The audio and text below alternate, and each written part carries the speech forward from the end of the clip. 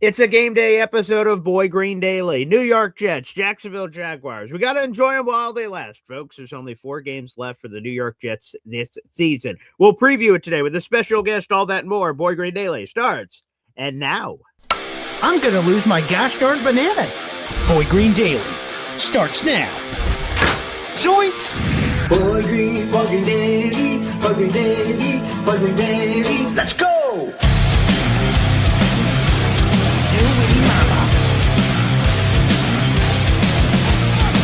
Put your seatbelts on. Get ready for the ride. We're the freaking New York Jets. We're built for this shit.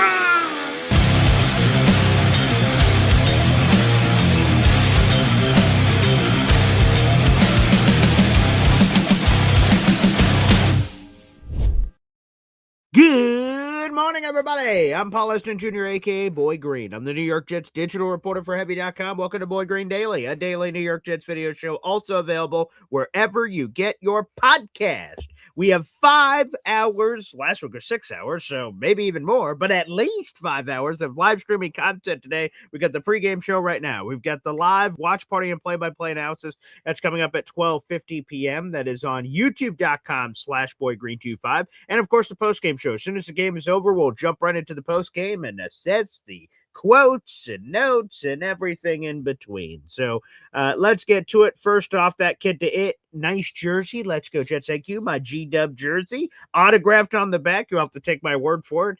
By the time my fat ass rotates like the planet Earth all the way around, the show's going to be over. So you'll just have to take my word for it. That sign back there. Got to meet Garrett Wilson this offseason. Shout out to my guy, Lou B. Super Jets fan for that. And also, I see a membership getting gifted from the high heavens. Let's start off there from Mother Effing Chew. Ah, yes, the sweet poetic love chimes of the eventual NFL draft. That goes to Donovan Morgan out in our audience. Donovan Morgan, that's a 5-pack of raffle tickets for our guy, MFC. More on that later, folks. More on that later. Thank you, Mother Effing Chew. You're the best, baby. All right, without further ado, let's get right to it and get to our special guest who's joined us on every game day episode all gosh darn season long. You'll also be with us for a scintillating offseason of New York Jets content.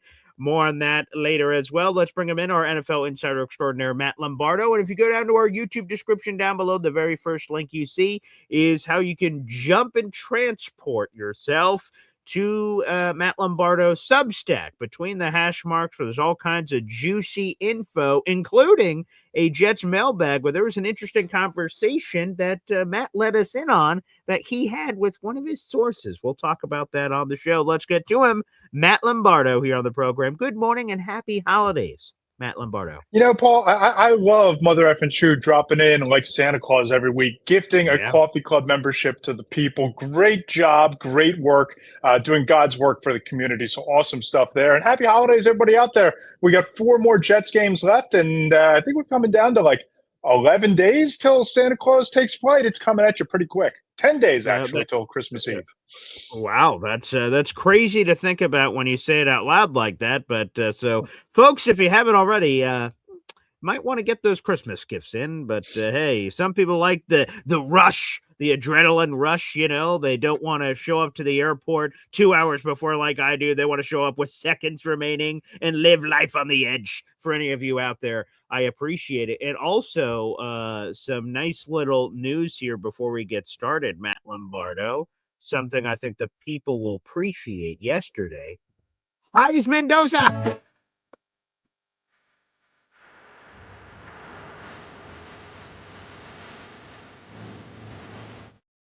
Ah, look at our guy. Perhaps our future guy. Look at that. Old Fernando Mendoza with some additional hardware added to the trophy case. Very nice, Matt Lombardo.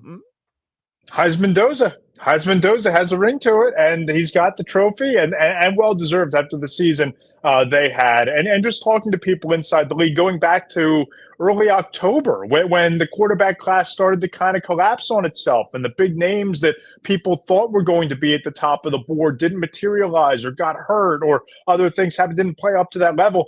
In late October, people were talking about Mendoza as the number 1 pick, as the prize of this quarterback class. And now he collects the Heisman Trophy after a great season and leading Indiana to a Big Ten championship. Certainly well-deserved.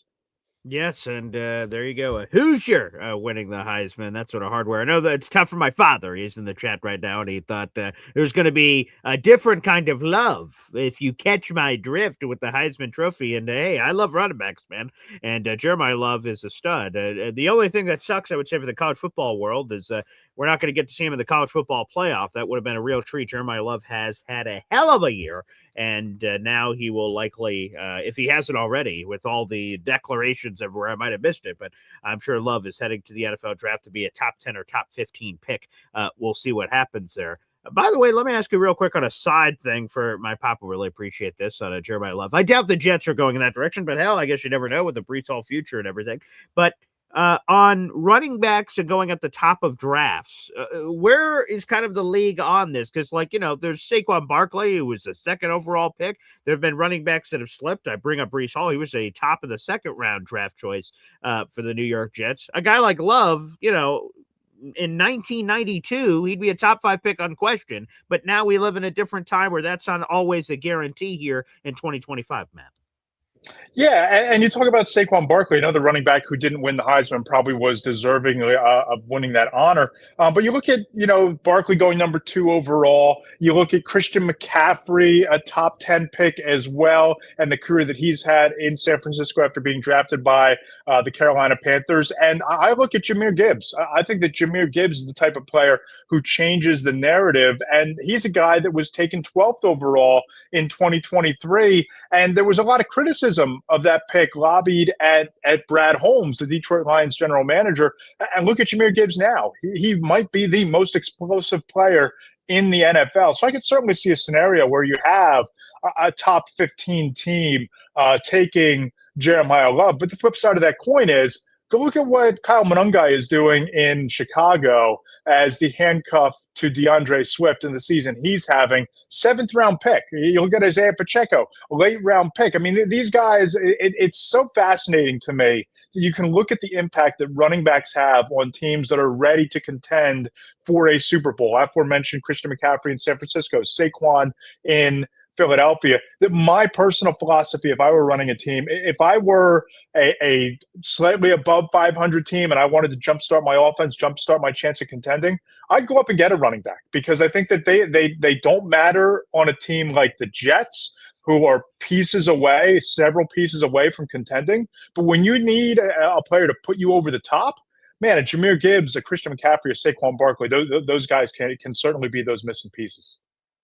No question about it. My pop's asking, so I'll give it to people who missed it last night. What was the voting breakdown?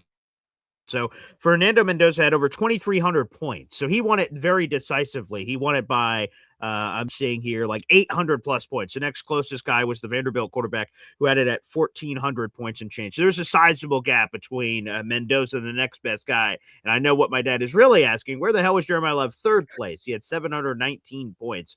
So he's 1,600 points behind, sizably, Fernando Mendoza. That was the voting. Those were the top 3. Julian Sand ended up being 4th place there. That was the Heisman voting from last night to work in some of that action. So first off, let's start here. Again, Matt, I've described to the people that there is a link down below where they could go read that mailbag that is scintillating always, but specifically for Jet fans this week. First off, tell us this.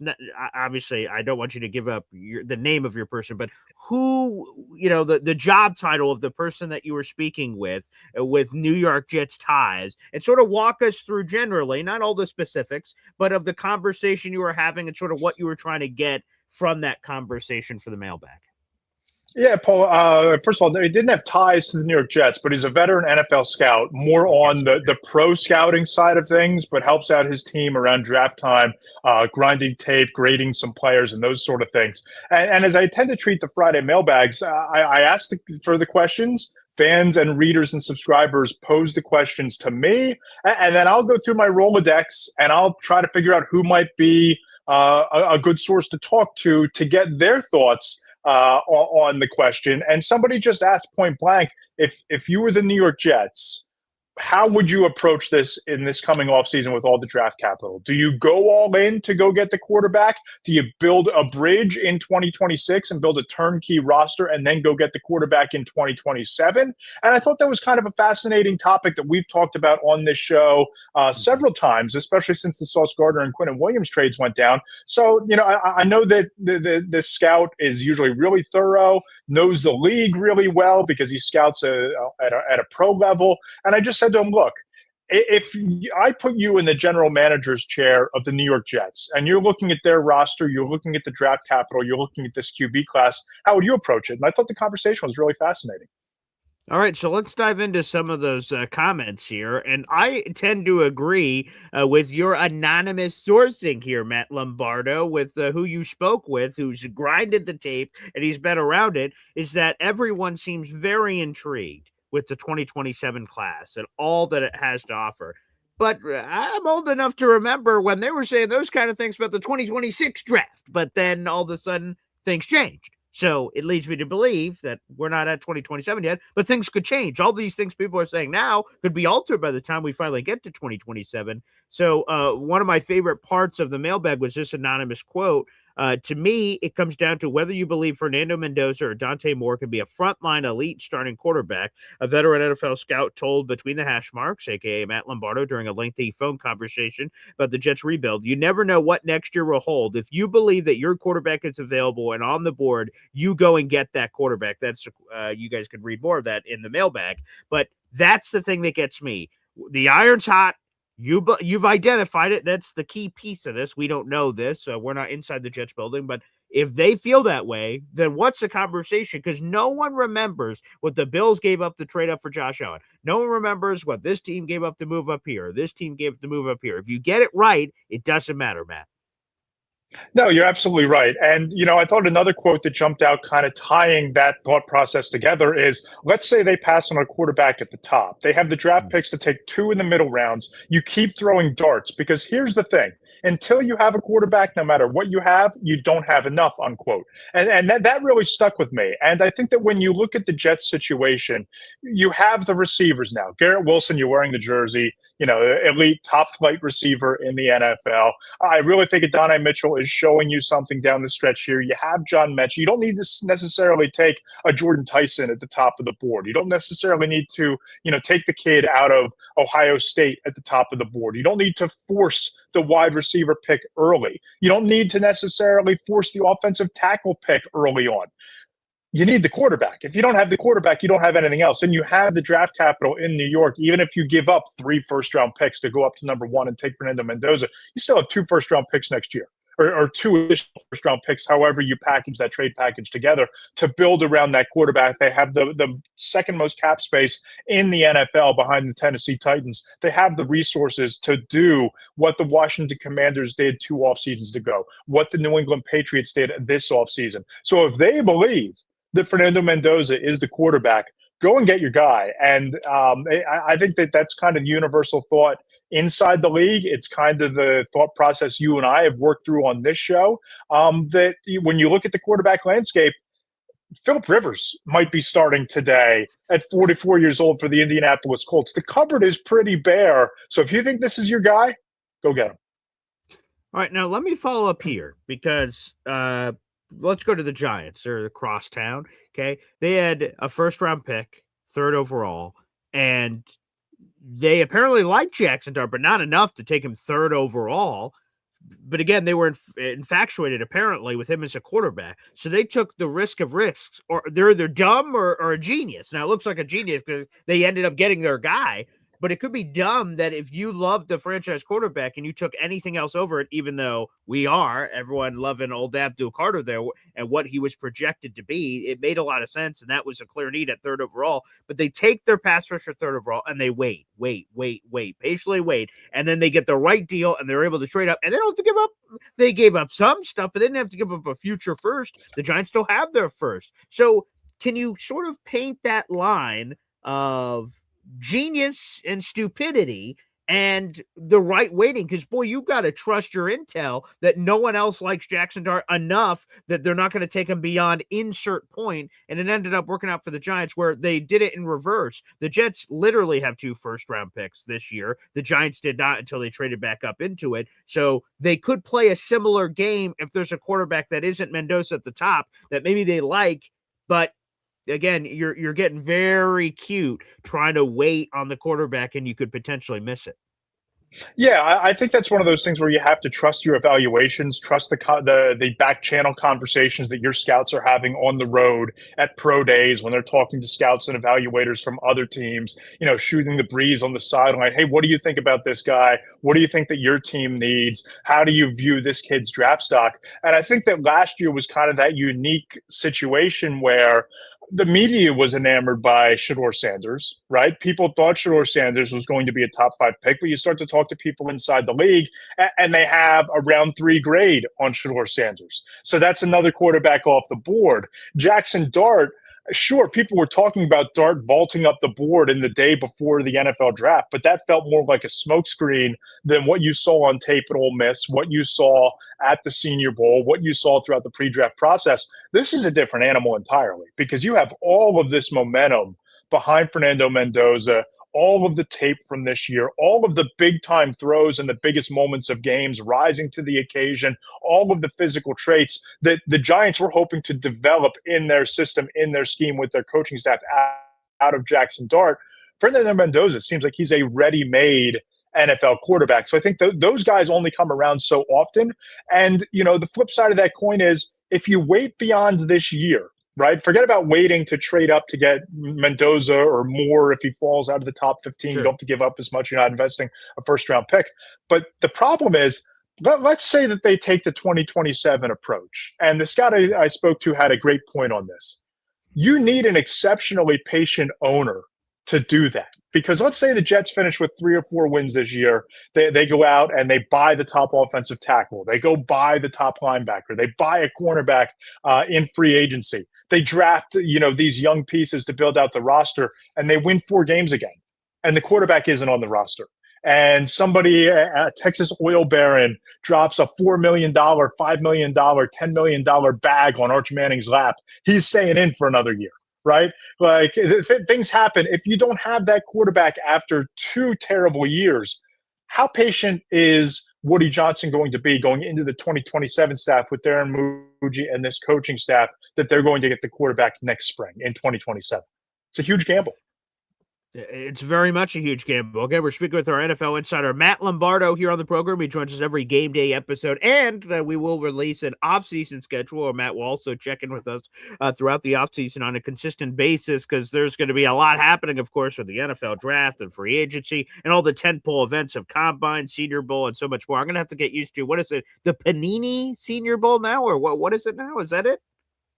My daughter's going to be so disappointed because, coming back from Mobile, I used to always grab a handful of the Reese's peanut butter cups because they had them everywhere for the Reese's Senior Bowl. Now it's the Panini Senior Bowl. So no Reese's unless we're going to have to stop at the airport on the way and, snag a bag and pay $12 for a bag of Reese's that used to be for free. But maybe I'll be able to get like a cool rookie card. Maybe they get the dad Panini rookie card. I don't think that's going to hit as hard in this household though.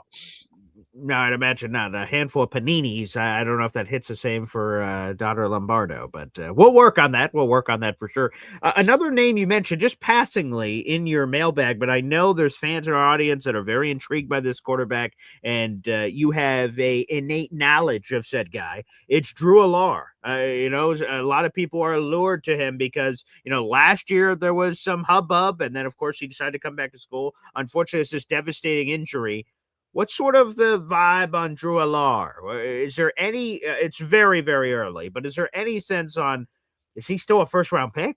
Is he a non-first-round pick? Where does he go?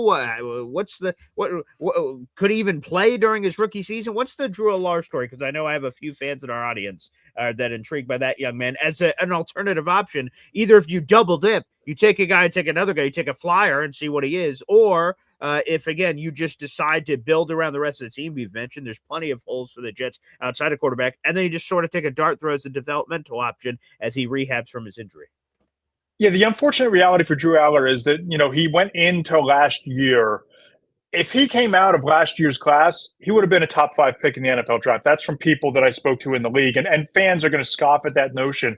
But what I've heard from people, coaches, evaluators, executives, is that they see the tools, they see the traits, they see the big arm, they see the Josh Allen frame, they see the adequate mobility when the pocket starts to collapse around them. They see the tools, and they see a Penn State offense that was completely inadequate at wide receiver, an offense that didn't really like to push the ball down the field. They saw the key drive against Oregon in the Big Ten championship game last year after falling behind. They see a couple of the big throws, especially to Tyler Warren during the 2024 season. But then he gets hurt this year. Didn't really take the step, had the costly pick against Oregon to end it in overtime that really kind of changed the course of the entire program at Penn State.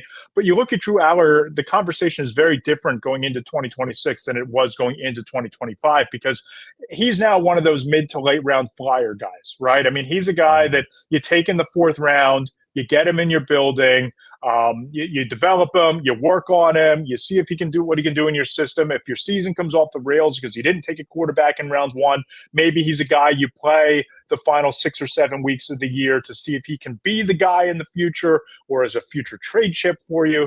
But it is unfortunate. I mean, I'm not going to cry tears for the kid who got millions of dollars in NIL to come back. I mean, that's the benefit of the new college football system. But you look at the opportunity to win a championship kind of fizzling, and then the devastating injury that really throws his pre-draft process into a lot of doubt. And it's just injury to insult at that point. Now let's talk about this possibility. It's totally feasible. We all said, hey, if the quarterback's in 2026, you go get him. But the missing key ingredient is if the Jets evaluate this class, say, this guy's a franchise quarterback, or this guy's a franchise quarterback. But let's say they don't. Let's say they evaluate the class, they're like, none of these guys we believe are the guy. So the waiting of 2027 isn't because, hey, let's just wait for next year. It's wait because we don't think we're not going to force the square peg into a round hole. We're not just going to randomly take a quarterback in the first round and hope that one works out if our valuation tells us otherwise. So let's talk about the alternative path here, Matt, which I would imagine, and there's some more in this in the mailbag about, okay, let's go the veteran route and go in that direction. And maybe there's a veteran that isn't just Philip Rivers at 44 years of age. It's someone that might have some upside, because the Jets tried to swing in that direction with Justin Fields. It painfully didn't work out, but that doesn't mean that plan couldn't work out potentially with another player.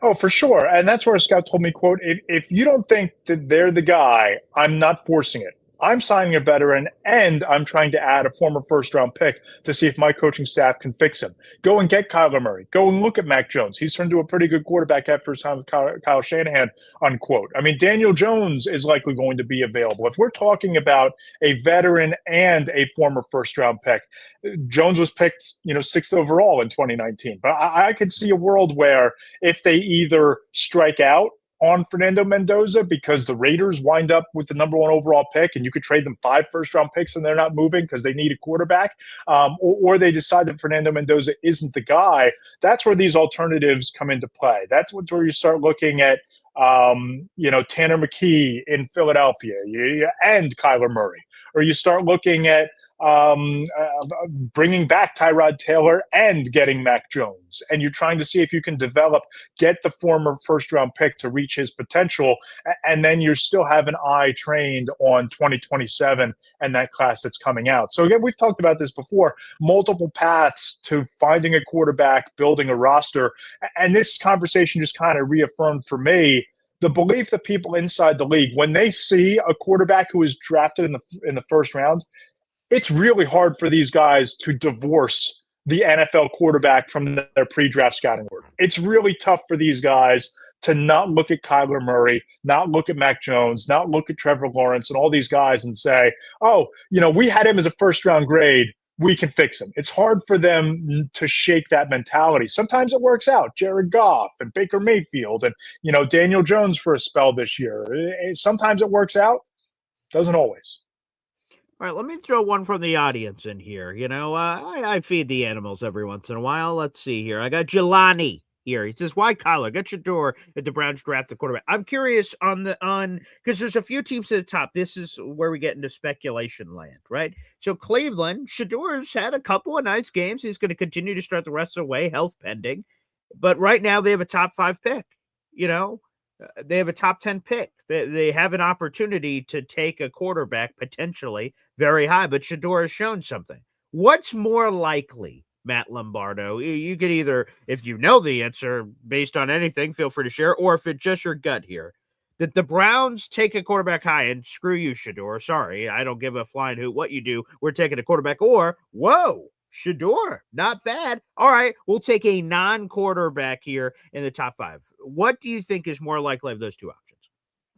I think it depends on the quarterback, right? If somehow it won't happen, but if Mendoza slides to them, I think they're taking Mendoza. If they think that Dante Moore checks all of the boxes for Kevin Stefanski's system, if Kevin Stefanski is still there in Cleveland, I think they would take Dante Moore. But here's the thing. I'm not a guy who's going to go all in on Kyler Murray. I've heard the whispers. I've spoken to people. The scout that I spoke to on Thursday night basically said that the speculation about Kyler Murray's work ethic is very real, and that's why there were things written into his contract. So it's a little bit of buyer beware with Kyler Murray. But we go back to the conversation of former first-round pick. They see the arm. They see some of the highlight reel plays. They think that they can fix him in their system. And the one thing about Shador Sanders is, correct me if I'm wrong, the Jets had at least 4 or 5 chances to take Shador Sanders last year, right? They did. So if they liked Shador Sanders enough to take him in the 4th or 5th round last year, they probably would have taken him. Now, he could have a tremendous closing stretch. He could go out and throw for 5 touchdowns today against that Chicago Bears defense and not turn it over. Really change the narrative around Shador Sanders. But outside of trading a 4th or a 5th round pick for Shador, which who knows if the Browns would even do that at this point, because do you want to be stuck in a situation where you're signing Phillip Rivers or Bernie Kosar to be your quarterback next year in a spot start situation? You might want to keep Shador as your backup quarterback, and the Jets had the chance to take him. So that's where I land on the Shador Sanders to the Jets. If you didn't like him enough to take him in the 4th or 5th round last year, why would you trade a 4th or 5th round this year when you have Tyrod Taylor sitting on the roster and you might have a shot at Mac Jones or you might have a shot at Daniel Jones? You know what I'm saying? Yeah. I am curious, though, about the theme. So there's that question. I'm sure maybe someone else asked it earlier, but again, there's a couple of interesting teams. The Saints, are they in the quarterback market? Tyler Shuck has shown a little bit of something, but I don't know. Now, I don't feel like the Raiders are in any of those situations because Geno, they've paid, and Kenny Pickett is nothing. So they don't really have that same sort of young quarterback that could pop like Shador has a little bit, Tyler Shuck has a little bit. There are some of those teams that are in front of the Jets. You're like, are they in the quarterback market, yay or nay, and how that could affect things? And again, with a month left to play, a lot of these records and who is where is still up to be determined for the upcoming 2026 NFL draft. Real quick here on the veterans, and go ahead, real quick. Yeah, this is just my gut. Yeah, but how married are the Giants to Jackson Dart? Right? Because, really? that was Brian. I mean, this is just my, speculation here. It could be way off. Okay. Sure. But Brian Dable was Jackson Dart's biggest champion in that building. Brian Dable was the one who lobbied for the Giants to trade and go and get Jackson Dart. He needed to twist Joe Shane's arm to pull off that trade. And multiple people have tried to get Jackson Dart to play in a way that protects him from some of these hits, makes him more aware of some of the hits he's taken to the head, especially on runs down the sideline.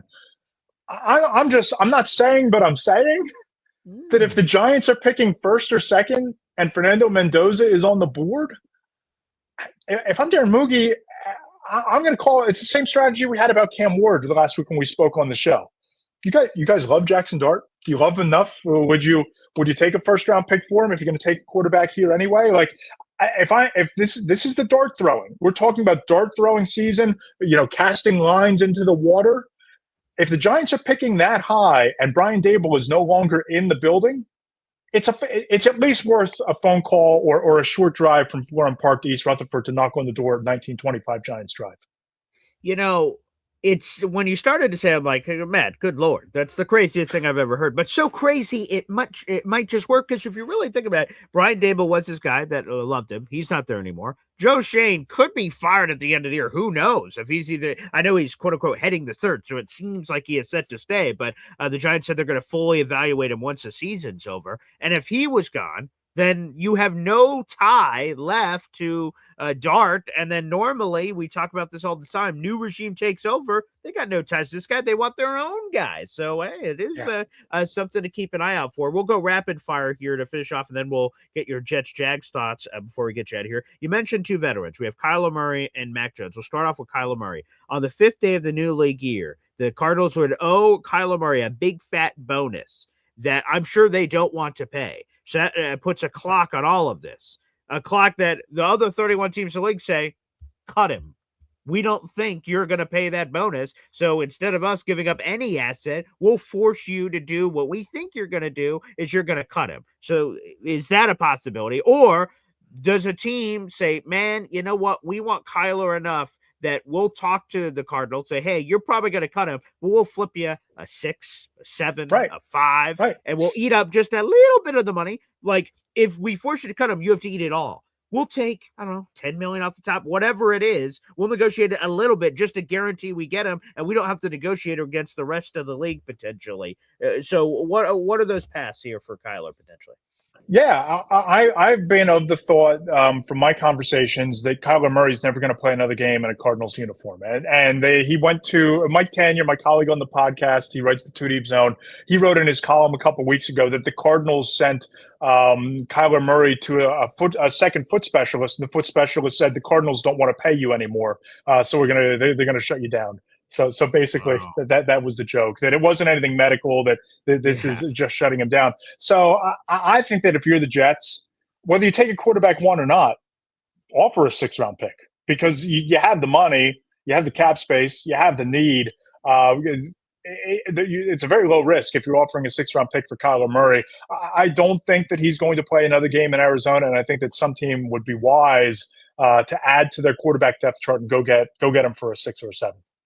And then what's the price on Mac Jones? So smart on San Francisco to sign him to a 2-year deal this past offseason. So if he showed anything or any opportunity presented itself where he got on the field, he wouldn't just run off into free agency and sign with some other team. So the 49ers are smart to sign him in this way. So maybe they just want to keep him as backup and they don't care what the offers are, because that proved very valuable where the 49ers currently stand. Would they still be in this position? They didn't have Mac Jones. So maybe they just want to keep him, especially with Purdy's health questions. But if they were to open up the market and trade him, what's the trade price for Mac Jones with 1 year left at relatively dirt cheap money? What's the trade price for Mac? Yeah, I think there's a good chance they wind up keeping Mac Jones. But if some team calls up and offers them a 3rd-round pick or a 2nd-round pick, which I think is still paying a pretty high premium for Mac Jones, we have to see what the free agency class looks like. We have to see, when the dust settles, who re-signs where Kyler Murray goes in a trade. But I could see a 3rd-round pick, being the asking price for Mac Jones, because there again, you had a former 1st-round pick come into your building. You developed him, you played him, you showcased him, and now he becomes an investment that you flip.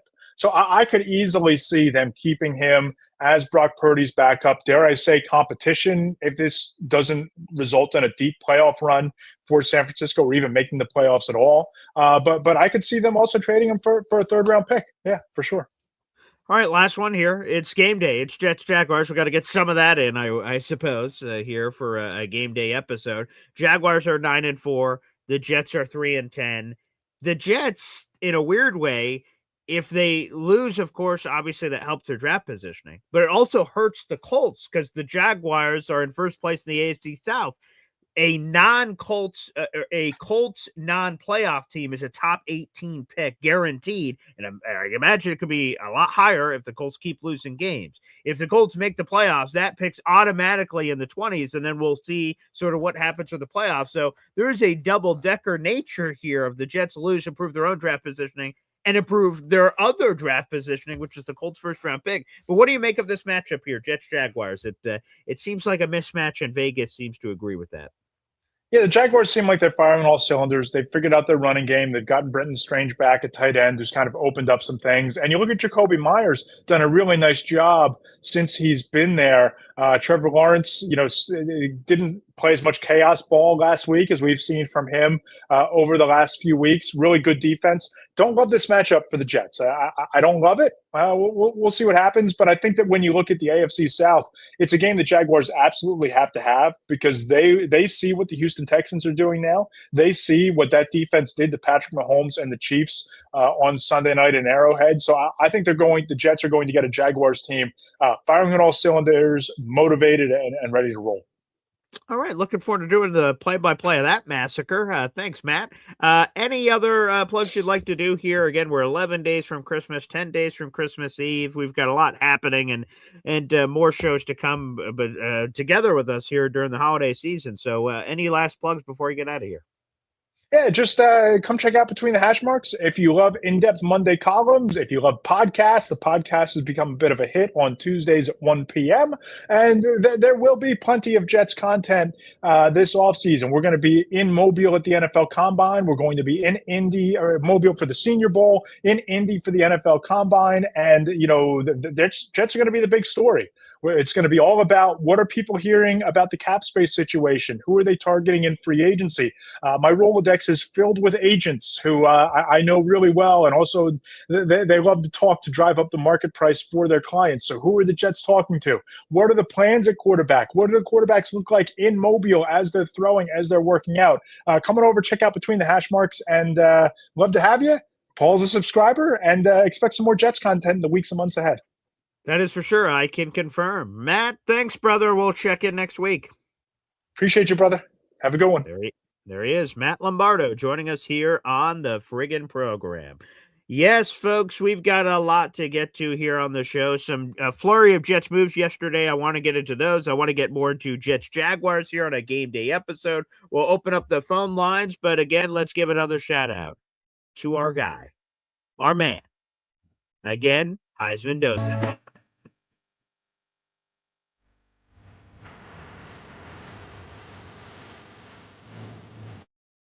Ah, yes. Congratulations to Hoosier. Go Hoosiers. Fernando Mendoza. Absolutely beautiful. Winning the Heisman Trophy last night. He is the first Hoosier to win the Heisman Trophy. An emotional speech. All terrific. Number one Indiana. Number one of the college football playoff. Upset Ohio State. I mean, it's just magical. Absolutely magical. And, the Heisman Award has been getting doled out since 1935. And to become the first of anything to do it, let alone the first Hoosier, is pretty cool. And hopefully, if he's a Jet, he's the first of many things for the New York Jets. We can only hope. So, again, a massive congratulations to Fernando Mendoza. All right, let's do this. We're going to open up the phone lines here on the program. But first, quick shout out to our giveaway this month. A quick shout out to our giveaway this month here in the month of December. If you're new to the channel, again, my name is Paul Eston Jr., a.k.a. Boy Green. I'm the New York Jets digital reporter for Heavy.com. What that fancy title means is that I cover the New York Jets. I do podcasts, articles, everything in between on the New York Jets every single day here on the channel. And we do giveaways. To be eligible for said giveaways, all you have to do is spend $3 on the channel. If you're watching on YouTube, there's a little money sign at the bottom where you comment. Click on that, and all these options pop up. Super stickers, super chats. You can give channel memberships. The YouTube membership group is called the Boy Green Coffee Club. That's where you can join a community of Jet fans that all love each other. It's terrific. And hate each other sometimes, but it's a little bit of everything. And if you spend $3 on the channel, you're eligible for our prize pack that we give away on the first of every month. This month, look at this. A New York Jets Santa Funko Pop is included. Brand spanking new. There you go. The festive holiday season. Speaking of burly beards, what about a Nick Mangold tribute shirt? True Jet 74. Nick Mangold, member of the Ring of Honor, and God rest his soul. Unfortunately, we lost him way too soon. His burly beard and locks, aviator, backwards hat, and all that jazz. Plus, if you missed our tailgate this year, we're going to have a tailgate in a box. We're going to have koozies, our Boy Green Woody tailgate t-shirt, and all kinds of other fun gizmos and gadgets. All of that would be shipped off to whoever our winner is, which we will crown on January 1st. It's completely at random. Every $3 you spend gets you a raffle ticket for that contest. The more raffle tickets you have, the better your odds are, baby, of making it happen. So without further ado, let's do this. Let's open up the phone lines. And in between your phone calls, I'm going to answer some Jets questions in the audience, in the comment section. And there's some Jets news I want to get to, which is sort of sad. We'll get to all that and more. This is a game day episode of Boy Green Daily. Quick hep timeout. More coming up after these. After these short messages. 1, 2, 3. Whoa! Boy Green Daily, Boy Green Daily, Boy Green Daily. Talking Jets football, man. All right. Boy Green Daily, Boy Green Daily, Boy Green Daily. The New York Jets Football Club. Offense, defense, special teams, watch Jets football with Boy Green. Everyone, J-E-T-S, Jets, Jets. Boy Green Daily, Boy Green Daily, Boy Green Daily. Talking Jets football, man. All right. Boy Green Daily, Boy Green Daily, Boy Green Daily.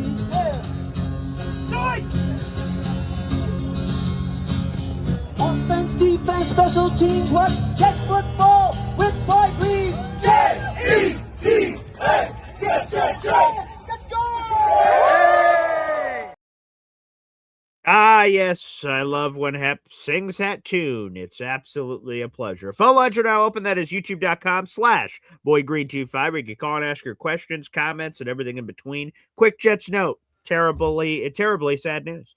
Yesterday, the Jets announced they have lost another rookie for the rest of the season. The season, of course, only exists for 4 more games here in 2025. So anyone who's placed on IR is automatically out for the season because that's all the games that are left. You are forced to miss a minimum of 4 games if you're on IR. So Azareye'h Thomas is out for the season. And as he announced on social media, he is set to have shoulder surgery.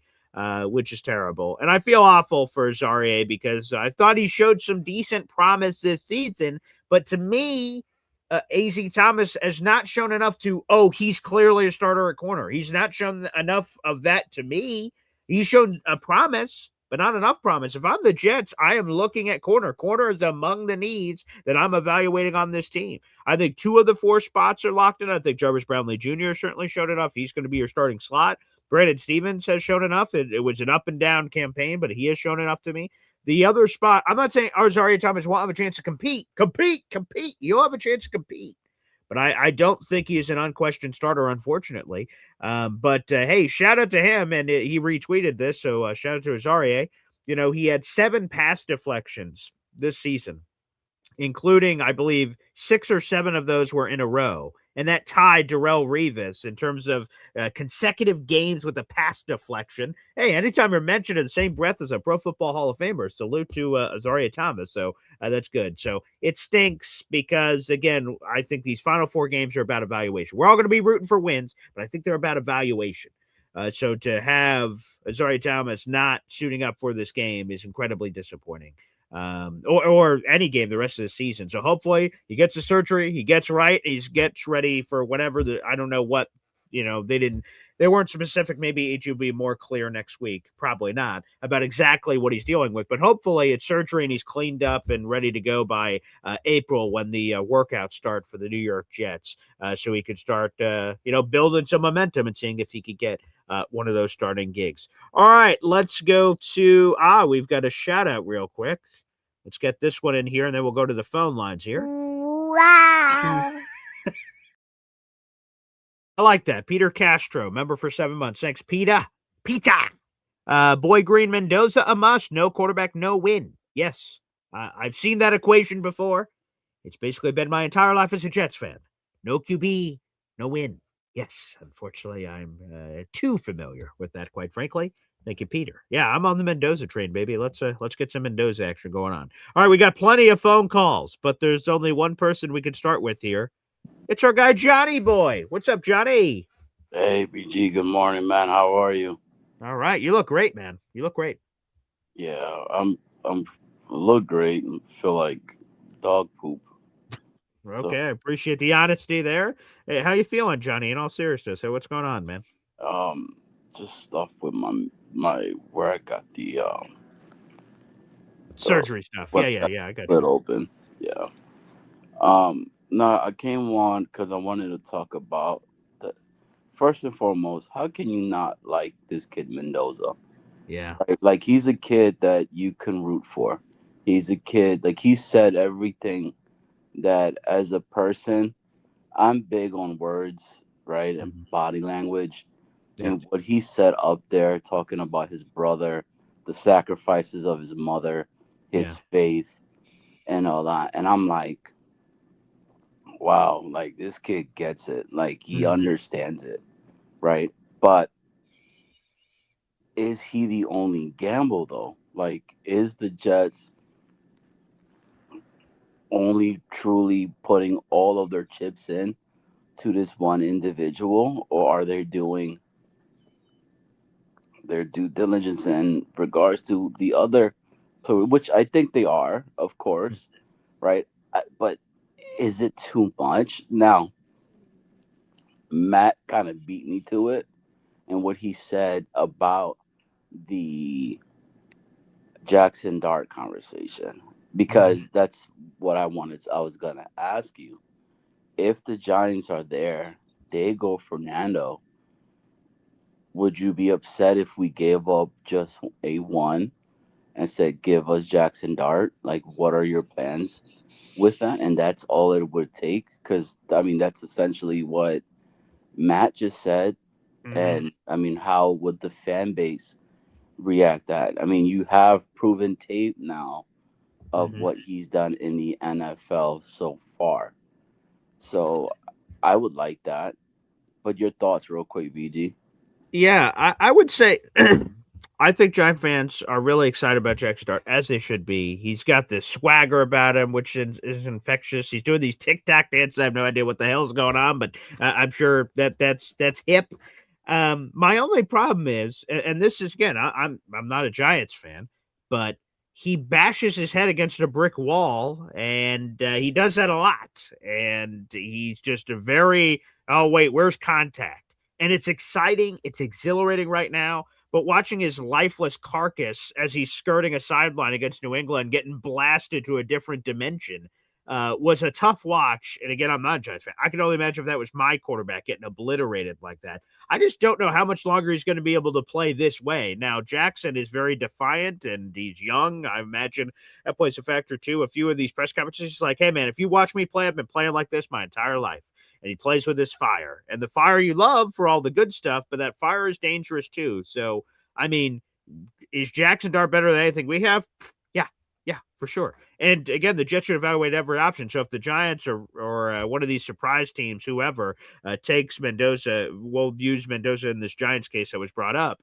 Like, yeah, you'd have to at least hear the conversation if they were all of a sudden would be willing to move off Jackson Dart. Sure, we have 5 first-round picks. You can find a quarterback a lot of different ways. That'd be creative. I'm going to be honest. That's not something I've given a lot of headspace until today, but it's possible. Sure, Yeah, and I mean, but isn't that how the back in the day the quarterback play was though? You sure. had that guy that gave his all Mhm. for that team. He bled. He did whatever he needed to get that first round, that first not first round, that first down. Yeah, yeah. And now it's kind of like frowned upon, right? Because we are expecting a lot of these quarterbacks to be in the league for 15 plus years Hmm. and to be that. So like it's very difficult. I feel like for me to gauge it, at least in that sense. If I'm Hmm. being honest with you, BG, I love that. I think Okay. me, if I was a player and I'm seeing our top guy giving it his all, Hmm. should be able to, up the player. It should be able to say, if he's doing that, I should be doing that. I should be giving him my all and everything. So like and I think if he was to come to the Jets, Yeah, right, it is a completely different dynamic, right? I think the line is a lot better over here with us. for I think sure. he has a lot better weapons essentially over here with us, right? I mean, other than Cam Scattenbo, who else is over there? Malik Neighbors, you know? I mean, yes, you're right. Malik, Yeah.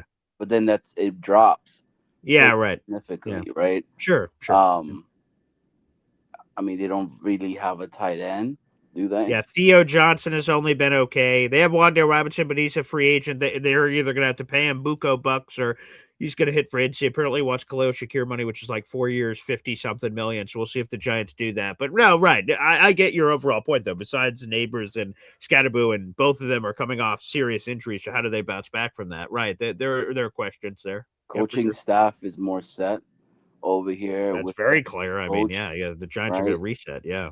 So I could see that. And the only reason I'm bringing it up, okay, because, the biggest conversation is just straight Fernando. It's all it's been right now for us is Fernando or bust, Fernando and bust. I mean, you don't think that Diego Pavia last night, seeing Fernando win that Heisman in front of him, is going to play a chip and have a player like him be like, yo, this dude took it from me. Like, yeah, he was in second place in the voting. Yeah.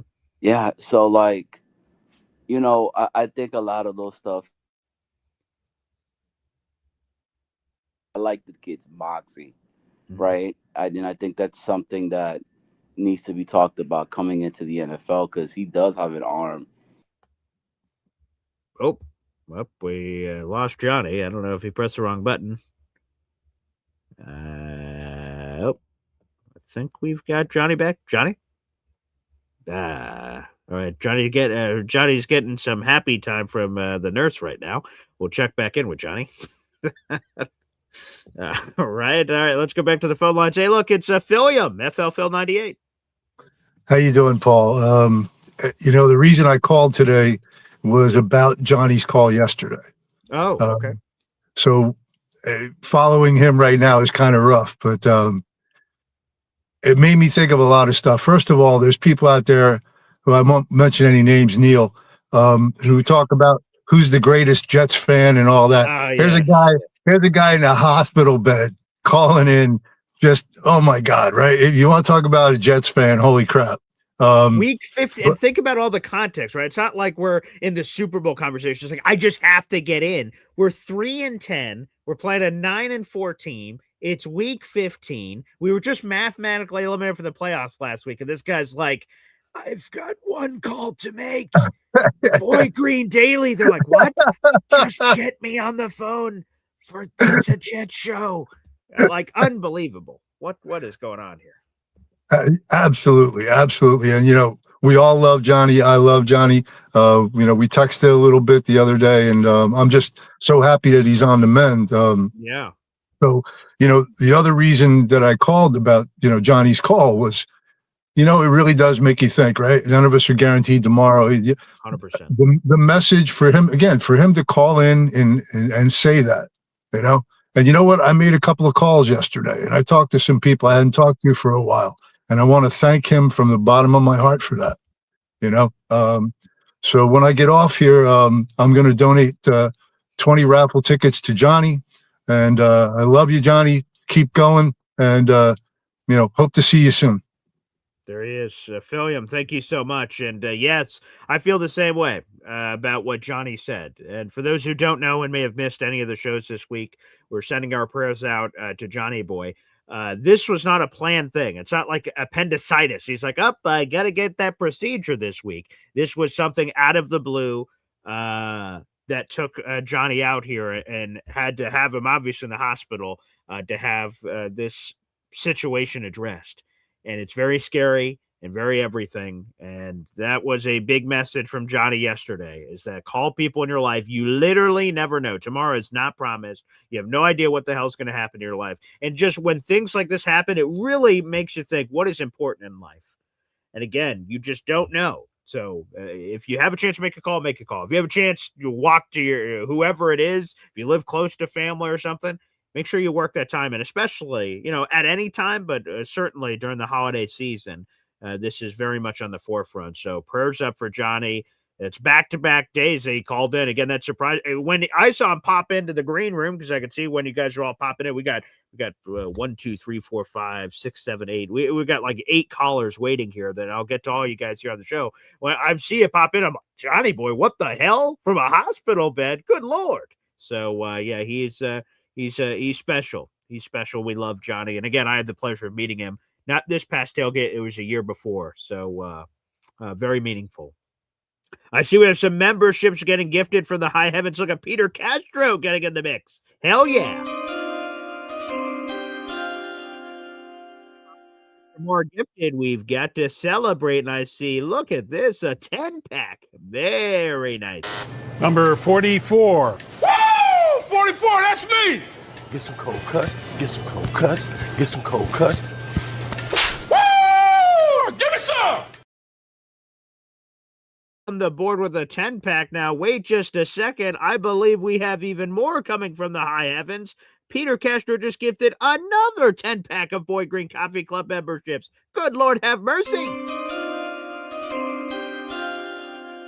Oh, sweet Lord have mercy. Let's go. Who wanna fly with them? Yeah!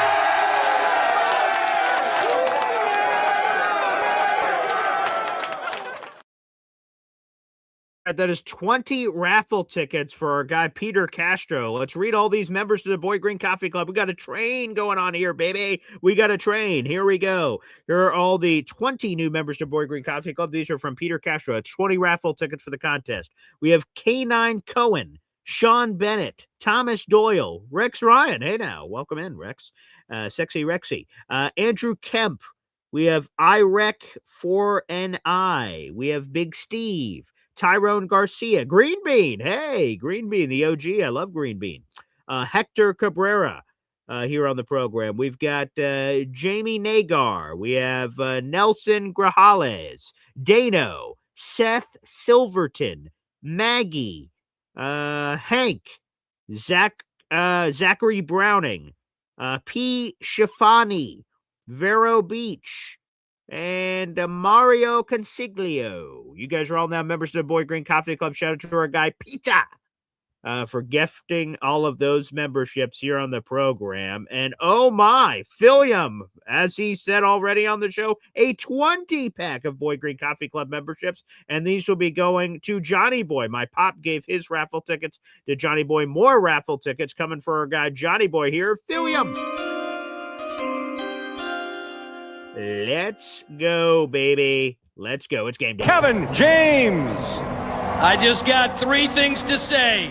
God bless our troops. God bless America. And gentlemen, start your engine! All right, here we go. Those 20 raffle tickets just went to Johnny. My pop gave him 3 raffle tickets yesterday, so that's 23 raffle tickets for Johnny Boy from our guys Philium and Hop on Pop. Salute to you guys. Here are the 20 new members to the Boy Green Coffee Club. We have DJ Dizzy Jazz. We have Ernesto Jimenez, Stephen NYC, Aston Langley, Vibrate Higher, oh my, David Curran, Planet for Us, Andre Correa. Oh, welcome back, Dre. We have NY Jets FL. We've got Wrong Verb. What's up? Kyle Clifton. Hey now. We got all these people. Ted, we got Kyle Clifton in here. Very nice.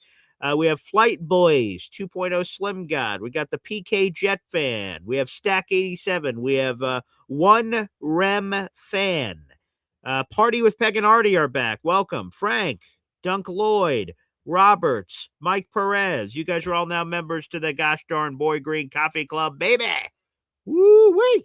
All right, you guys are firing on all cylinders today. We appreciate it. And then let's get one more in here because you guys are rating from the high heavens. I appreciate it. Shout out to Peter Castro, 20 raffle tickets. Philium, your 20 went to Johnny Boy. We'll update the banner here in a little bit, guys, to catch up. But our number 1 Austrian Jet fan just gifted a $20 Euro super chat here on the show. Wow. You'd like to donate this to Johnny Boy. Man, you guys are incredible. Number 1 Austrian Jet fan, a $20 Euro super chat. Get well super chat. Book it for Johnny. our guy Johnny Boy. Thank you guys so much for all the love for our guy Johnny Boy here on the program. That is super cool of you guys. Super cool. Thank you, Austrian, and thank you everyone for all your support for our guy Johnny Boy, which is great. I'd love nothing more than to send this raffle prize right there to our guy Johnny. All right, let's go to the phone lines here on the program. Who do we got here? 3-10 to 3-14. Oh boy. Just wanted to make this fast. First of all, Yes, prayers sir. for Johnny. I wanted to call in now because I'd rather watch Drake and Josh than watch the Jets lose by 4 touchdowns today. 2 comments. Write this down if you have a pen, okay? It's December 14th, 2025, okay? Yeah.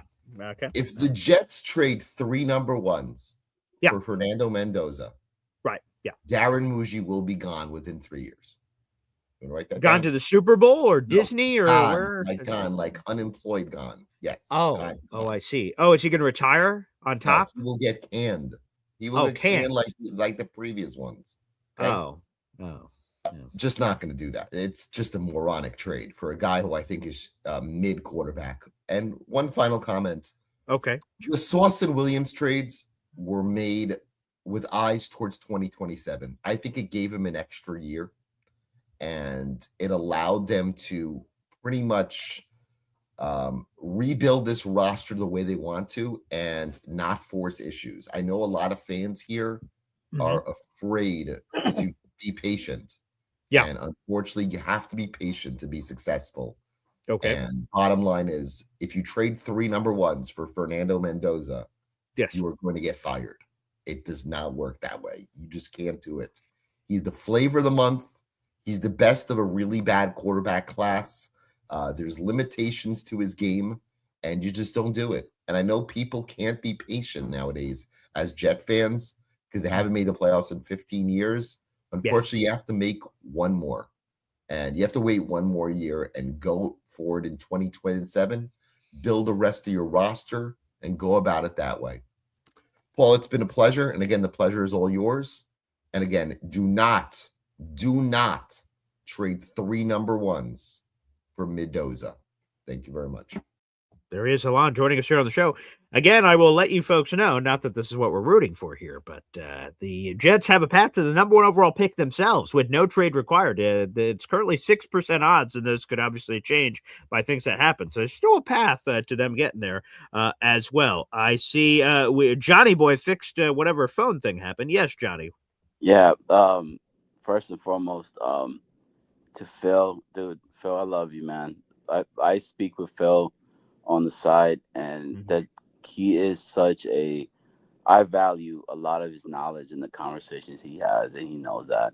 And him doing something like this, I really appreciate it, man. So Phil, you already know, and thank you. And not only to him, but to everybody that's reached out. Like, it means a lot. Thank you, Alan, for saying prayers up to me as well. And pretty much that was it. And I'm kind of in agreement with Alan. Like, I don't want to give up because you have to hit on Mendoza. Like, he has to be the franchise changing quarterback for the New York Jets. And you're just putting so much pressure on this kid right from the rip and not giving him any time to develop, not giving. And what's a lot of people saying?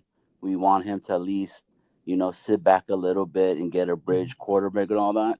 You don't make a move like that if you giving up however many ones it takes to get the. If he falls to you, then yeah, of course you would want to do that. But I just can't see giving up all of that. BG, dude, I love when you have Matt on, man. Like, he really does kill it. And last thing, and I'm done, BG. Yes, sir. Big shout out to our guy Nick, man. I know he hasn't been on for a while and anything like that at all. I try to reach out to him through the socials, and if you get a chance, that we're still thinking about him. We haven't forgot about him. But to our guy Nick Faria, man, like, hey, Nick, you're missed out here, man. So, BG, appreciate you, brother. But at the end of the day, I want a damn Jets win. I know Alan's gonna be like, "You're an idiot, Johnny," and all that. The medicine is probably messing you up, but I can't cheer for no loss, man. Let's get that Jets,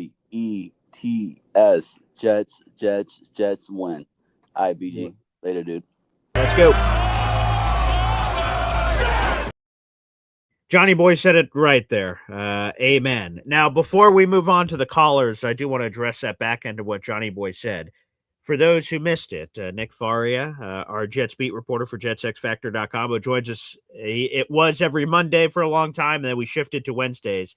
He tragically lost his father recently, who died from a stroke. And, of course, I said, Nick, we're all thinking about you, but don't even think about the show. Don't come to the show. It's fine. Just handle your business. Nick Faria told me he would like to return this week. So what's today? Sunday. So on Wednesday, we should have the return of Nick Faria. So again, our prayers are with the Faria family.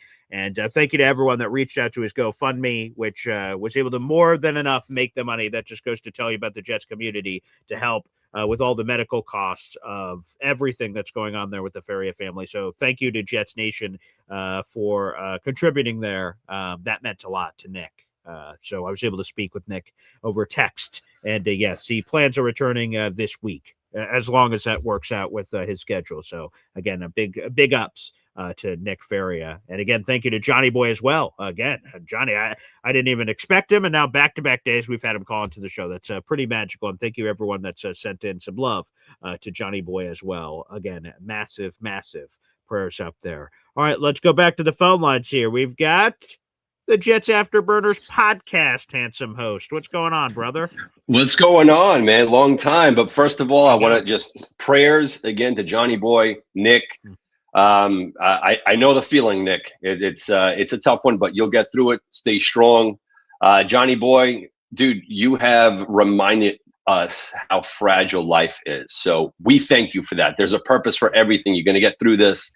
And just hearing your voice for 2 days in a row, it speaks volumes, man. You are a true, legit Jet fan across the board. Salute to Johnny Boy, baby. Now, as far as the Jets, do you still have that piece of paper that the guy told you to write? Yes. Yep. Right. Yeah. Yep. Okay. What I need you to do, right? You grab that, what he told you, and you rip it up into smithereens. Because not for nothing, if as Jet fans, if we're thinking that 2027, we did all these moves for 2027, thinking that Aaron Glenn and Darren Muji are guaranteed to be here, then you're living in a different galaxy. These 5 first rounders, this is all with the intention that the 2026 season, game 1, the franchise quarterback steps onto MetLife. Now, I'm hoping that the Giants or the Titans own the first overall pick. That's our trading partner right there. You go get yourself Mendoza.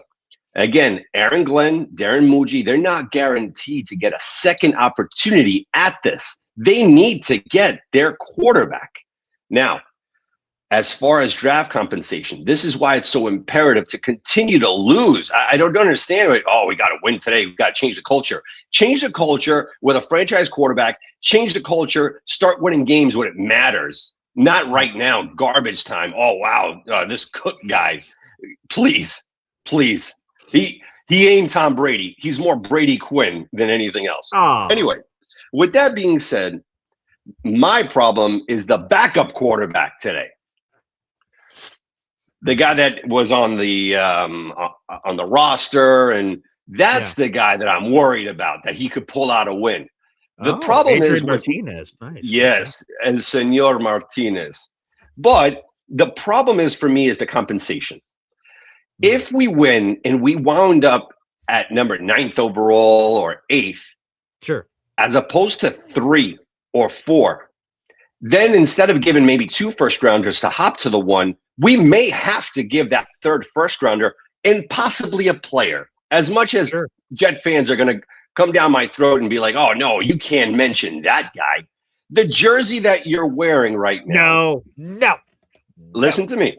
Oh, no. Not for a franchise player. Not for a franchise quarterback. Because let's go another 50 years in the abyss for a wide receiver. I love Garrett Wilson. But if you're at 8 and you're not you, but you're wishing for a win, oh, we got to win these 3 games, got to win. You're at 10 and the Giants are at 1 and they got a better draft compensation from the Raiders. They're going with the Raiders. Now at 10, the Jets are like, all right, what do you want from us? Well, we have our franchise quarterback in Dart. We want Garrett Wilson. So at what point? Oh, yeah, right. Look at last year. I called it. Quinnen Williams out. This one was a shocker with Sauce Gardner. This one was a shocker. But that means no one is safe. We need a franchise quarterback. I don't understand this logic. As much as I love Garrett Wilson, he hasn't seen the field in 4 weeks. He's injured. Poor guy, right? He has no quarterback. That's fine. But the most important thing is right now, 50 years worth plus of no quarterback. And you guys are telling me, not Garrett. That's why lose, get to the top 5, continue to lose. And you don't have this argument. But if you wind up at 9th overall, 10th overall, everything is on the table because, as I said before, Aaron Glenn and Darren Muji, they are not guaranteed another shot at this. They'd rather lose a franchise receiver with the possibility of getting a franchise quarterback. Discuss. Okay, wow. All right. There you go. The Jets Afterburners podcast. Hell no. I don't give a shit about this Bears-Panthers trade. We'll give you DJ Moore. Screw them. They're the Panthers. That's why they're Carolina. Hell no. This jersey I have on, unfucking touchable. No fucking way. Yeah, they can ask for whatever they want, right? We have 5 first-round picks and 3 second-round picks over the next 2 years. I'm sure every team is going to be like, yeah, I'll take all that. That's how every negotiation starts. Yeah, I'll take all that. I'll take your mama. I'll take your wife. I'll take your this. I'll take your that. Hell to the no. Hell no. Yeah. How quick is that phone call? Yeah, Garrett Wilson. Boop. And by the way, with all due respect, and Jets Afterburners podcast, big salute. There is just no way that I'm striking this deal. And by the way, on Garrett, real quick, sure, Garrett's not playing right now. This is the first missed games of Garrett Wilson's career. His best ability is availability. He's been available. He's played through it all up until these knee sprains and knee issues that have cost him this season. Garrett Wilson's my guy. He is unbleeping touchable. I'm not giving up Garrett. And the Raiders, what better pick? The only thing that the Raiders can offer better than the Jets is a higher pick this year. That's it. They don't have multiple ones. They can't compete with us. We have 5 first-round picks and 3 second-round picks over the next 2 years. I'm not saying I'm giving all that up. But I'm saying we have more than enough assets. We have more ammo than any team. No team can outbid us. And we're not going to need to utilize all of it, in my opinion, to even get to it.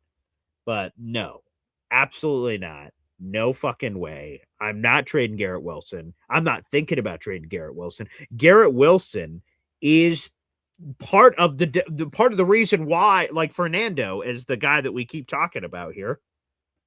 The intrigue about him is hey, we've got our offensive line set. We've got a superstar receiver ready to go for you and Garrett. And then we'll figure out, does Breece Hall stay? Does he get tagged? There's other questions to have with that. I am keeping Garrett Wilson. Could a player trade happen? Could a player be thrown in? Potentially, depending on where the Jets finish up. But again, I am not on Team Tank. But I'm not saying that Jets Afterburners podcast was saying this, but I don't want to put words in other people's mouths.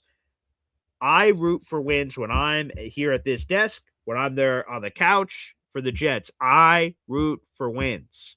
That's how my fandom works. Everyone's fandom can be their own. You can do whatever the hell you want. For me, I'm going to be rooting for a win today. I'm not an idiot. I understand that if the Jets lost, it would behoove them on draft picks. I fully understand that. But I don't control what happens. I don't have a voodoo doll back here where I prick Brady Cook in the leg and all of a sudden he throws a pick 6. I don't have the ability to do that. And by the way, if I did, I wouldn't do it. Okay?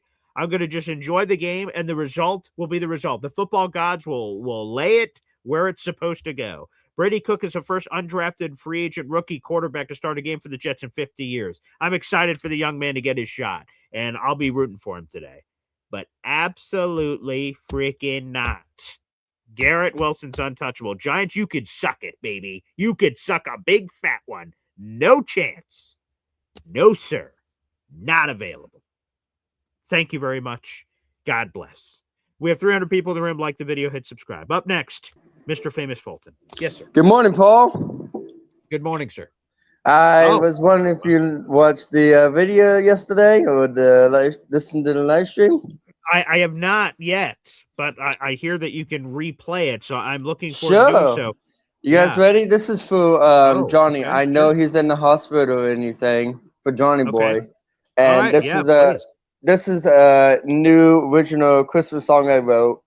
Okay. Because it's not about getting presents. It's the people you love and to care for whenever they're in the hospital.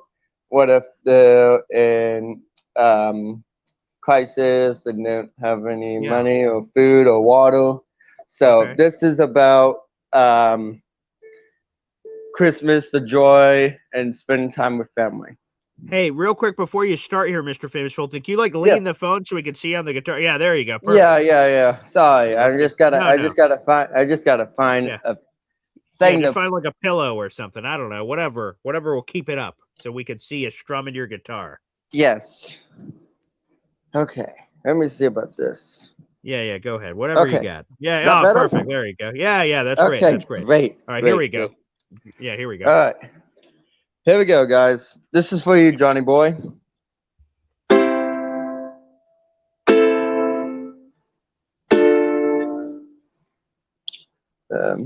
Sorry. That's all right. Hanging lights on a Christmas tree, silver bright for her to see. Singing carols at the top of our lungs. It's all I could dream of. When we all get together, it's always good to remember. Christmas isn't just about getting presents. It's also about spreading joy and giving back. Christmas isn't just about getting presents. It's also about spreading joy and giving back.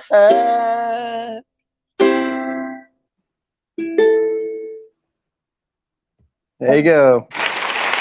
That's for you, Johnny Boy.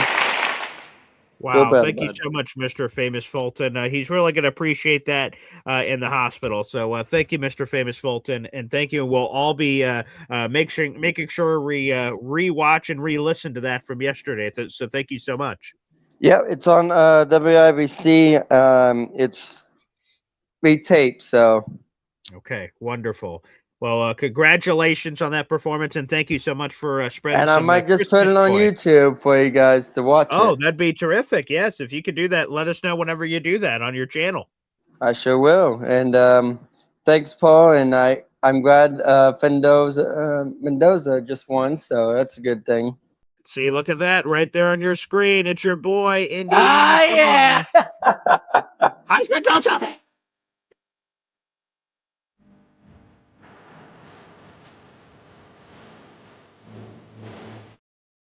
Yeah, baby. Yeah. Yeah. He could be the next quarterback of the New York Jets, baby. Or the Colts or something. Well, he's gonna be he's gonna have another year, and he's gonna be doing he's gonna be a senior next year. Oh, I see. So he's gonna go back to school. Yep, he's gonna go back to school and try to do better on the quarterback. So okay, well, we'll see how he does. For sure. Mr. Famous Fulton, thank you so much, sir, and happy holidays. Thank you. Thanks. Merry Christmas, guys. Merry Christmas to, God loves everyone. Scrooged. There you go. Mr. Famous Fulton. Booyah. There you go, Johnny. Hopefully you enjoyed that out in the audience. We got 300 people in the room. Make sure you guys like the video, hit subscribe. 100 of those 300 are watching on YouTube right now. That's a free way to contribute to the program. Appreciate it, everybody. And before we go back to the phone lines again, make sure you guys like that video. That is a free way to contribute on YouTube. We only have 45 likes, but 100 people in the room. I don't like that math. Like the video. All right, let's go back to the phone lines from one musician to another. It's Easy OC, baby. What's up, Ed? Please tell me I didn't hear what I just heard. All due respect. Oh, Mendoza going back to school? Yeah, that would be a toughie. That'd be a toughie. I prefer him to just about 20 seconds before that.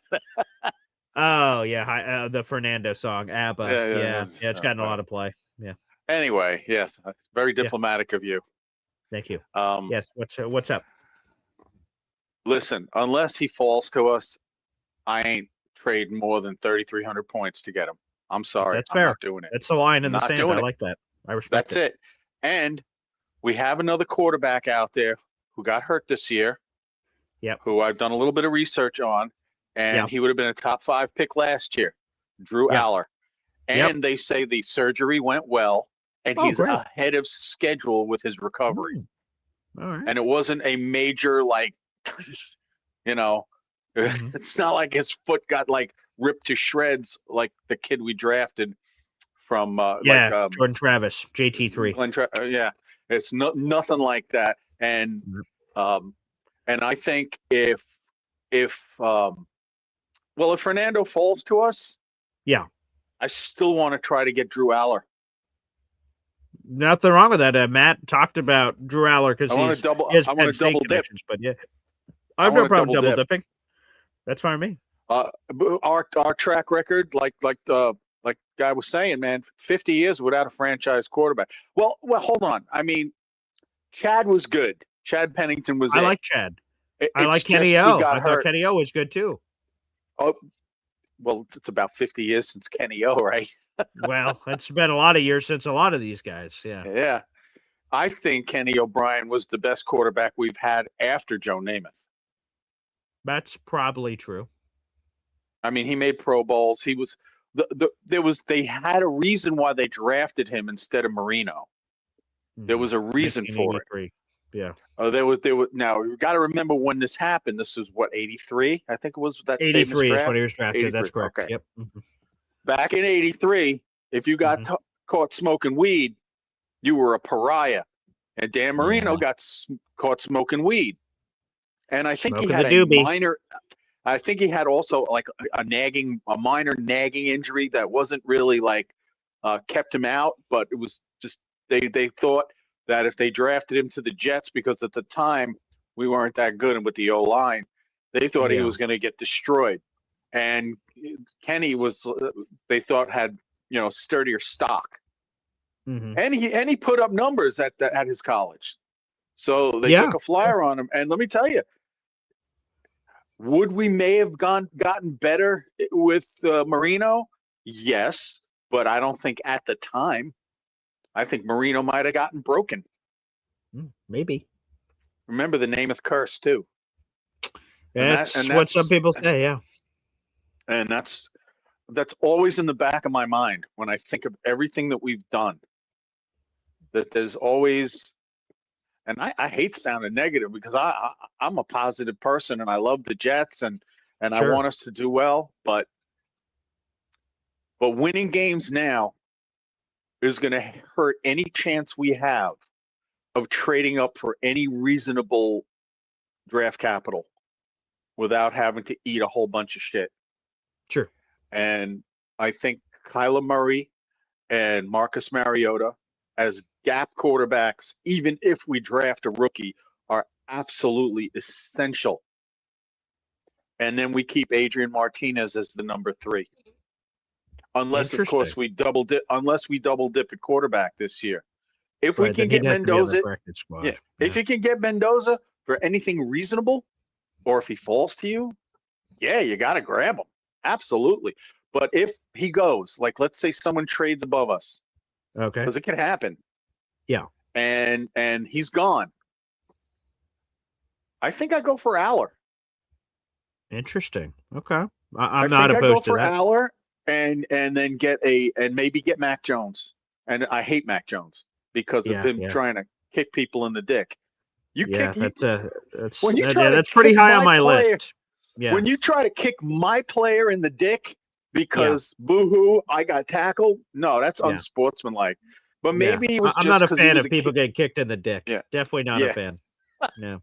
Right, but maybe it was just a maturity thing. I'm sure if he had it to do over again, he wouldn't do it. But he did a couple of questionable things his first couple of years over there. He did multiple dick kicks. Dick kicks.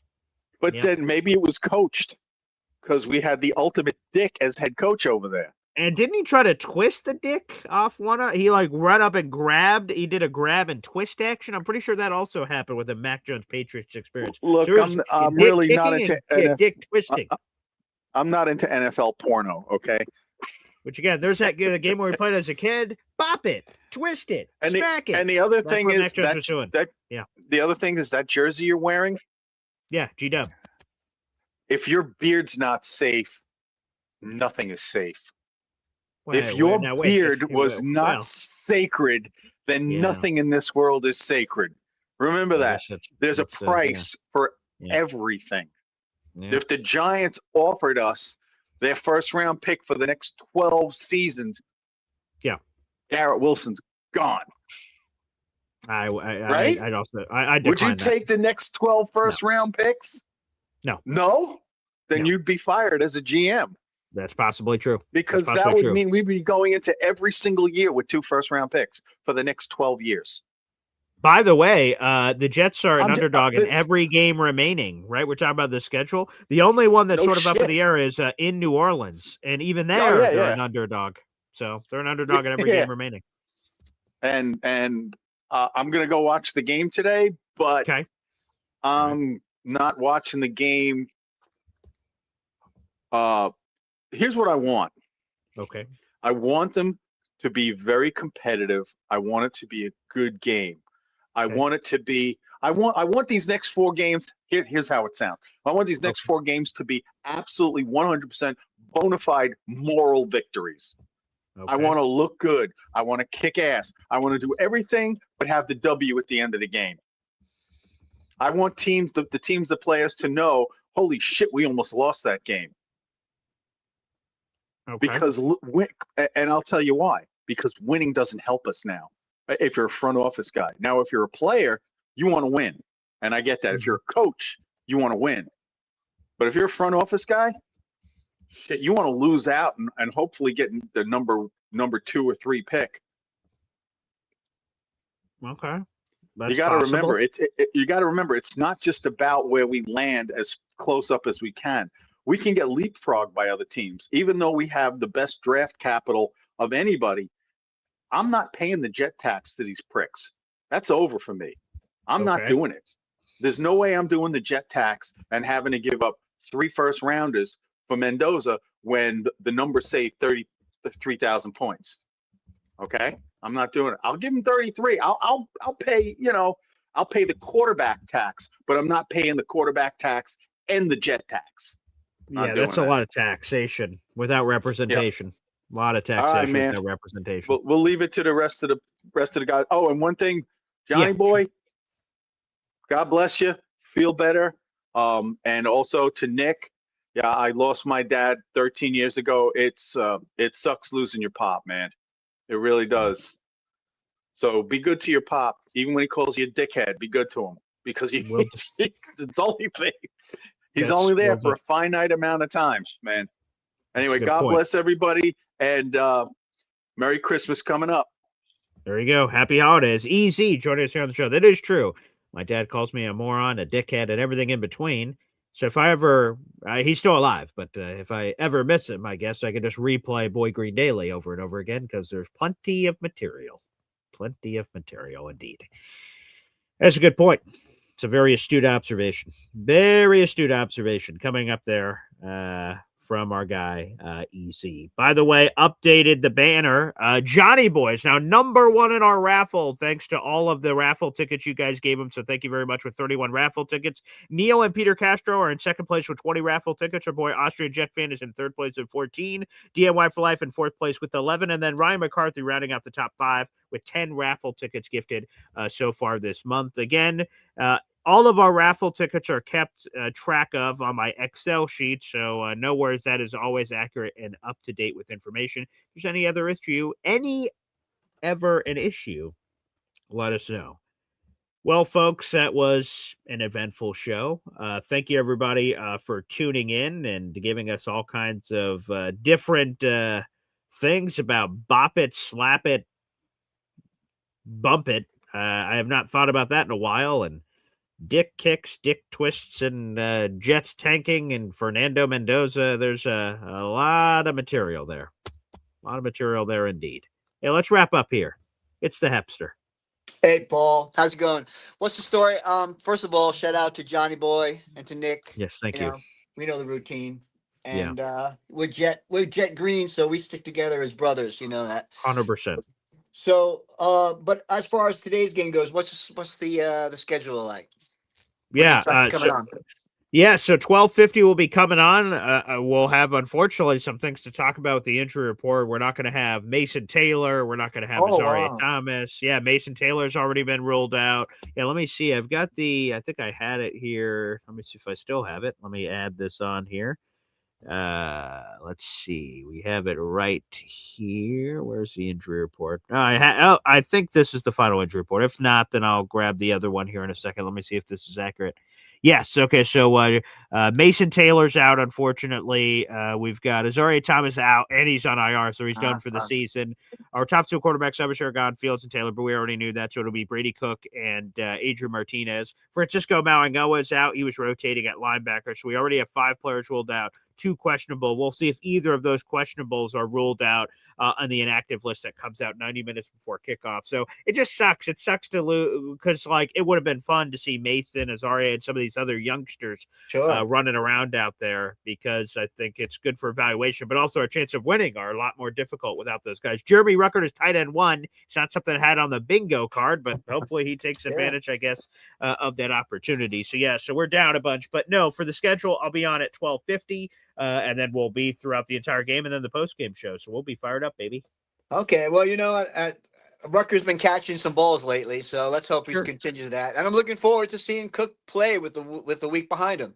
I think he's going to play better, even though the defense they're playing against is a little tougher. But I think he's going to do a little better, and I think that Angstrom will be able to put in an offense that someone could actually run, and let's see what happens. We have Brees, right? Brees is playing. Brees is playing. So, right. There was a little scare because he didn't practice on Wednesday. People were like, what the hell? And then he returned full practice. So no injury designation. He's good to go. All right. That's good. Okay. I'll see you at the game time. Peace out, All right, guys. there we go, baby. There you go. Hepster joining us here on the show. Again, it's a great reminder. First off, I want to thank everyone that gifted MFC, Peter Castro, Philium, #1 Austrian Jet fan, and everyone in between. Thank you so much for all the gifted memberships, whether they were for yourself or for someone else like Philium, for Johnny Boy. And again, Johnny Boy with a great message. And thank you, Johnny, for bringing up Nick Ferry as well. We have not forgotten about you, Nick. I'm trying to give you your time to, with your family as you guys bring this together. But whenever you're ready to come back, Nick, we'll welcome you with open arms. We love having you as a part of our weekly slew of guests, which is terrific. We love having Nick on. So we'll see if Nick can return this week. That'd be great. Shout out to Johnny Boy as well, and more prayers for your recovery. Well, folks, this is going to be a fun day of football action. Thank you, everyone, for joining us here on the Boy Green Daily pregame show. Again, we'll be back at 12:50. Set your clocks accordingly. We do a live watch party and play-by-play analysis. So you see me, and I call the game, the Jets game. So if you can't get it in your area, you can listen to it. It's essentially, for you guys, a radio call. You will see me on video, but I can't put any of the I don't have the television rights, so I can't put the game up on the screen for you guys, but I will describe the game as I see it. And if you guys do watch a game from home, you can listen to my play-by-play if that at all titillates your fancy. Well, very much looking forward to it. We'll see what happens in this Jets-Jaguars game.